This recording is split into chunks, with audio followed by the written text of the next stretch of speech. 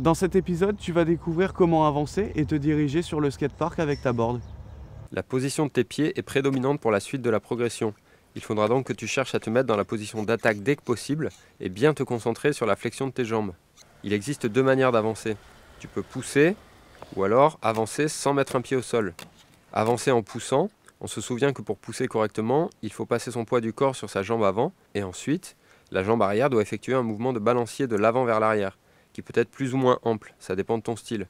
Il faut que tu prennes suffisamment de vitesse pour pouvoir commencer à t'amuser un peu et à envisager des tricks. Il n'y a pas de technique particulière, juste des types d'amplitudes différents dans ta poussée qui vont te donner ton style. Tu peux également avancer sans mettre un pied au sol. Deux petits exercices pour apprendre à avancer sans toucher le sol. D'abord parce que ça va te permettre de travailler sur ton transfert d'équilibre. Et ensuite parce que ça pourra te servir lorsque tu te lanceras dans les tricks pour reprendre de la vitesse. Exercice 1, le canard. Place un pied sur le tail et l'autre sur le nose. Et imagine que tes pieds sont scotchés à ta planche. Tu dois alternativement soulever et faire avancer le nose en appuyant sur le tail puis inverser. L'exercice 2, le tic-tac. Tu es en position debout sur ta planche, les jambes tendues et les pieds en place. Comme en position d'attaque, tu te mets légèrement en appui sur ton tail et tu fais passer successivement ton nose de gauche à droite avec suffisamment de rapidité pour créer progressivement de la vitesse. Pour tourner, on prendra en compte deux types de virages. Le virage fluide et large, utilisation des orteils ou des talons pour pouvoir effectuer ta courbe. Et le virage serré, obligation d'appuyer sur le tail pour tourner.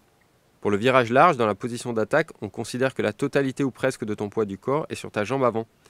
Lorsque tu vas aborder ton virage, il va falloir t'appliquer à rester souple sur tes articulations, chevilles et genoux, et avoir la sensation de vouloir te fléchir plus encore. Ensuite, selon l'orientation de ta courbe, appuie soit sur tes orteils, soit sur tes talons. C'est ça qui fera tourner ta planche. Tes épaules doivent s'aligner sur ta courbe, c'est elles qui vont donner la direction à ton skate. Tes bras peuvent aussi t'aider à garder ton équilibre.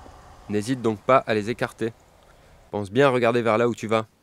En sortie de virage, tu peux te redresser un peu et te déplier, cela t'aidera à conserver ta vitesse.